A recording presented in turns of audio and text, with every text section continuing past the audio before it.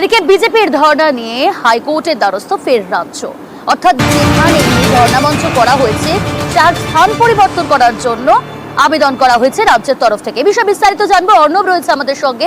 অর্ণব, রাজ্যের তরফ থেকে কি আবেদন করা হলো কলকাতা হাইকোর্টে? দেখো, ডোরিনা ক্রসিং আমাদের কলকাতার একেবারে হার্ট বলা হয় সেই ধর্মতলার একটা অন্যতম গুরুত্বপূর্ণ স্থান, এবং এখানে প্রচন্ড যানজটের একটা ছবি সবসময় থাকে। সেই যানজট নিয়ন্ত্রণের জন্য ট্রাফিককে হিমশিম খেতে হয়। ডোরিনা ক্রসিং অথবা ওয়াই চ্যানেলে ধর্ণা মঞ্চ করার অনুমতি দিয়েছিল হাইকোর্ট।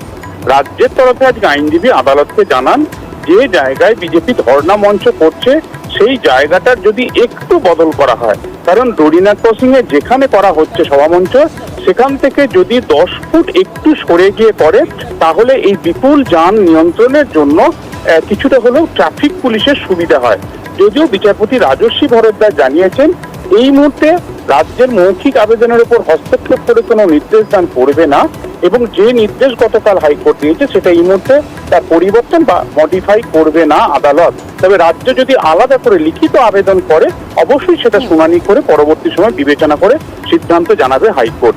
সব মিলিয়ে এই যে স্থান নিয়ে পুলিশের আপত্তি ছিয়ে রয়েছে যান নিয়ন্ত্রণের প্রশ্নে, এখন রাজ্য লিখিত আবেদন করে নতুন করে শুনানি চায় কিনা সেটাই এখন দেখা।